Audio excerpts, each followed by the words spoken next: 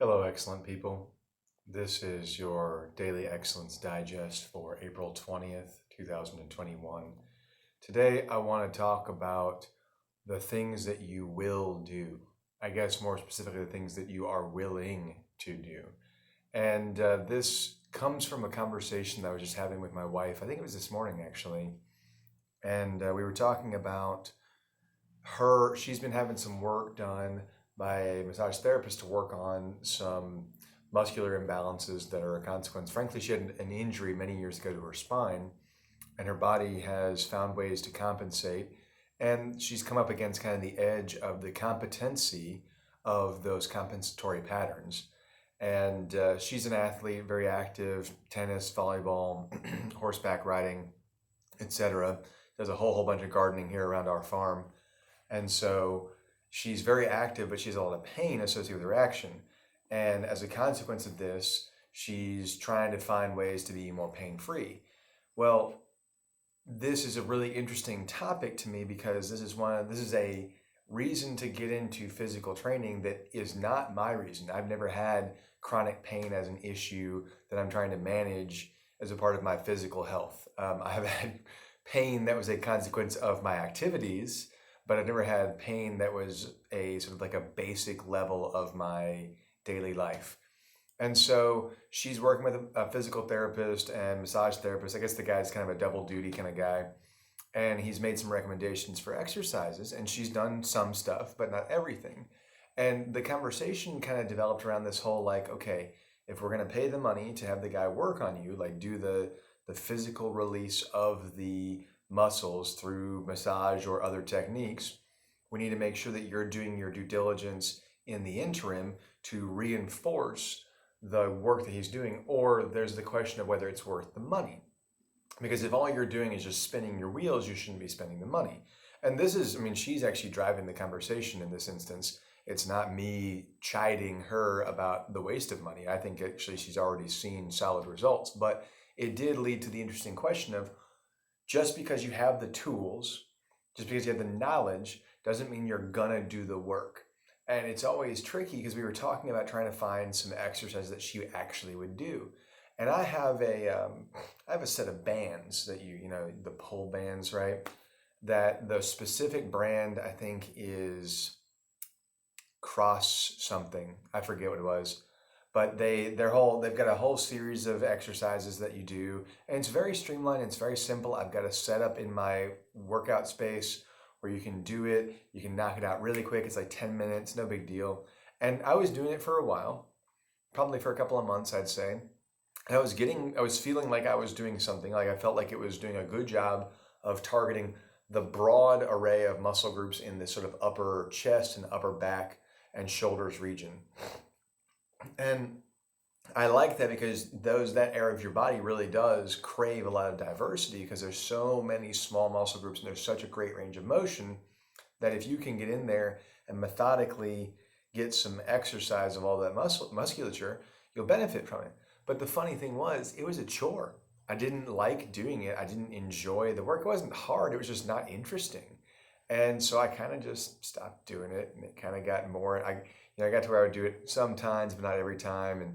And so that's what we were kind of talking about, she and I, with her own experience, because she was talking about how he had given her some band exercises. I was like, I've got that band station set up. I was like, have you used that? And she's like, no, because she too had a similar experience with the bands where it's like, for whatever reason, for us, they're just not compelling as a exercise piece of equipment. Because, for example, I will readily pick up a kettlebell and do some snatches, or pick up a kettlebell and do some clean and press, or I love get ups. Like, even when I'm feeling puny, if I'm feeling puny and I'm feeling lazy, I'll just go and I'll lay down on the ground and I'll roll around with the kettlebell and maybe do a little bit of stretching with it, some arm bar stretches and stuff, and then do some get ups. And I always feel so much better so quickly. And I get really like psychologically and emotionally engaged in the process because for whatever reason, the get up just speaks to me.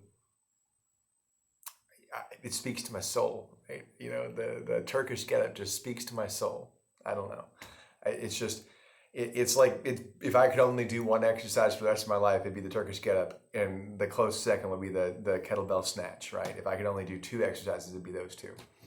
That's a bit of an aside, but my point, I guess, is there are exercises and there are actions, not even just in the weight training world, but there are actions in a broad sense that we are and are not willing to do. And so I wonder about the lessons that we can learn from this, because I'm always about this whole like not using extra mental and emotional energy to drive our actions. I always want to find the action that accomplishes the goal that has the least activation energy, right? So activation energy is kind of a term from chemistry and mathematics, but it's really useful for this as well. Activation energy in the electron sense is that you have valences that electrons exist at, and it requires a certain energy to get it up to the next level. And that energy might be more than the stability of the energy. You know what? This is not really a relevant explanation, but you can get the idea of activation energy, regardless of the origin of the term. Is that you need some amount of energy to get your ass off the couch, for example. And so if you get that activation energy and the activation energy is really high, then the task is going to require so much more of your energy. And on a day when you have low energy, you're not going to do it. So I'm always looking for that mode of accomplishing the goal that has the lowest activation energy. And that's where I kind of had that's what drove this conversation from the get-go was, okay, well, not what should you do, not what could you do, not what do you have the tools and the knowledge to do, but truly, what are you willing to do? What will you actually do? And that's what you should focus on, I believe. Higher skill individuals in a specific subset will find themselves with broader options because the activation energy will be lowered by a consequence of your higher skill. For example, I get out and I work out and the activation energy is fairly low, especially, and there's an environmental component to this as well. When I'm here at my home, I've got my weights and I've got space to work out, and I've got a little bit of a dedicated workout space, but it's outdoors. So in the wintertime, I don't use it very much. But then I've got a gym where I go and do jujitsu. And what I have found is that drive to the jujitsu club and the space there and that dedicated environment for physical training just puts me in the right mental state. And I am very consistent with my workouts when I do them there. And I'm less consistent when I do them in my home, even though I'm a, experienced worker outer. So anyway, I don't know that I have a strong message. I don't have a strong takeaway for today. I think mostly I just wanted to have the conversation and kind of get the ball rolling. I think that there's a lot more to be unpacked in this idea. And I think that there probably are some fairly technical ways to approach this. But in the strictest sense, one thing that I could argue, just taking the technical aspect of how to find the right habit, or not the right habit, but the right task that accomplishes the goal, given options, assuming you have options.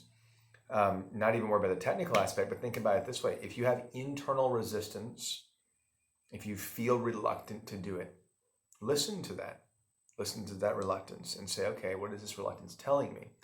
But if you don't have reluctance to do a different task that accomplishes your goal, listen to that as well. And ask yourself, is there a reason that I should do one or the other, or are they interchangeable? And if they are, I would say, given that just that information there and no other information, the choice is obvious. Do the one that you will do. And even better yet, do the one that you enjoy. So I will leave you with this. The path to excellence should be a path that you enjoy. So if you find yourself not enjoying the path, reevaluate the path. Best of luck.